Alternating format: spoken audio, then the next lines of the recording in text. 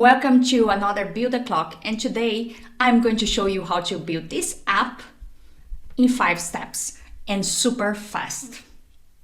I just built this app together with Nima right now on a lightning session on Maven. If you want to watch the whole process, creating the file on Figma, browserizing the file, adding data and functionality, just come to this page. I will put it in the description and you can watch it step by step. Just subscribe to get the recording. Now let's see the process. Step 1, create your Figma file. So Nima brought us this image here and you can see it's already working on the right side. But here it is an image of inspiration and it has 3 events. I did add here a very similar design just for you to see that design is not a limitation. We can make things very similar to whatever is working out there. Then we have an image for event, a date, a time and city, which is a little bit different from here because I wanted to change the design a bit. Then we have a title that you actually increase the size depending on the title, and this you'll be looping. And in here on the top, we have a tag for you to search, and then for filtering, we have a prototype. A prototype starts on the event page, and in this filtering, it's opening this modal, which is coming on top of the screen like this, and then you are being able to filtering. See it working here on the side. Alphabetical order, start Beatles, build, and then cruise. If we come to only remote, there is just one event that's remote, is the Build a Clock. I invite you to participate next week. Then there is date and time, and you see that this is July 8, 10, and 12. And we can do a search for San Francisco, for example, or even remote. It's all working. And if we click on an event, it's going to the event page, and the event page I added to the database is our Maven course. And here I have added my Luma for you to watch the other events that are coming up.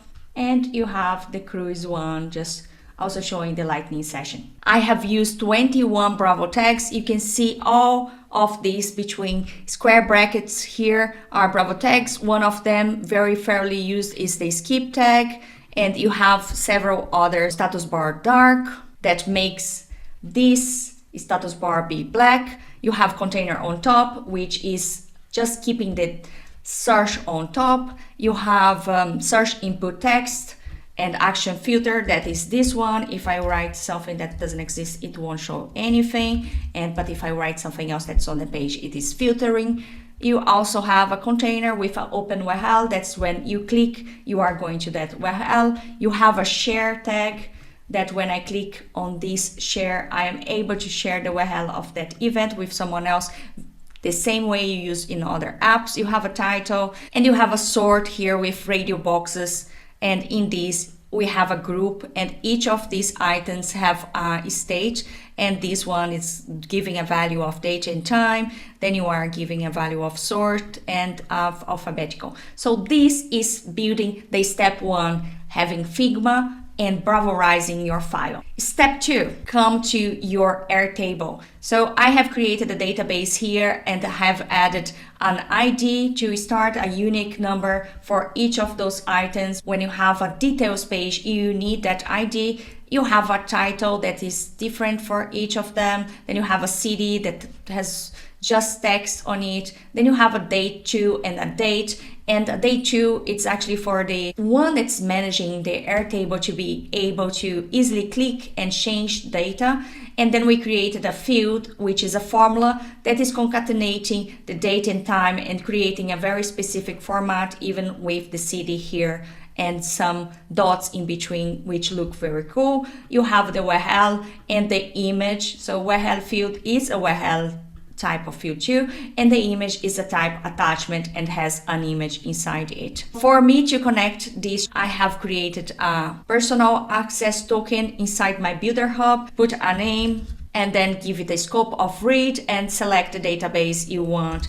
In this case, it was Maven Events. Create the token and use it on Bravo Studio. Like I said, you can see step by step on the Maven class. I am adding the links on the description for you to watch. I just created this filter, and this filter has 3 views, and I created a view for each of them. So date and time, remote, alphabetical, using the same variables I have in the file. And in this one here, you see I am sorting by field, the date too. Then in remote, I'm filtering by city that contains remote, and alphabetical, I'm just sorting by title. And all, it is simply showing all the records I have. And this is for the second step for you to build your database. The third step is for you to come to Bravo. You will be able to create your app and import your file. I have done that already, is this one here. And then when you see the whole file, you'll be able to bind this with data. So we will have the file and we will come into data and add a new collection and use this URL for the shared URL of the file, which is here, and then personal token. And if you create a database exactly like this with a detail view and a list view, I have removed the detail view since we are not using it. And here I have added a variable that is sort because I am filtering it. I have selected all the items I want from my database: ID, title, URL, and then image URL, and the date. So those are the fields I'm using here on my app. And I have added the view like sort here for us to receive the data and integrated that in our table. So the fourth step, it is for you to bind this with data. So we came here, we did loop all the events list in our events. So if I click here in the events, you see that I have looped it with all the records inside the events list. And I'm also giving it an event of open URL. Is that why when I click on it, it goes to the URL? And all the other fields, I just have binded it with the right data. So image, date, title, and here with the share URL, I have added the URL I want to share. And in the input text, you don't need to do anything. The only other thing you need to do is to bind also the sort page. And in the sort page, we have each item already with a value inside Figma. Here you have the select. This is the state default. If I just hide it, you see the state active. And then in here, I'm saying state active. And this is an input value of date and time.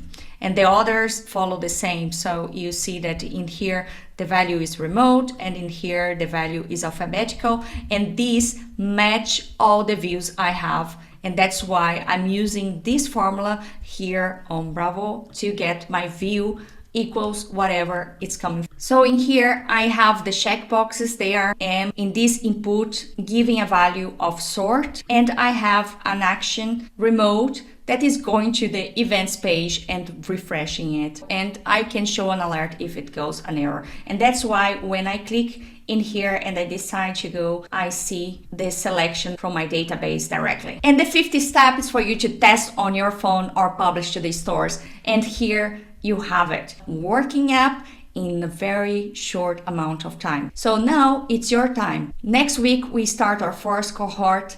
It's on July 10th. So come join us, and until the next Build the Clock. See you.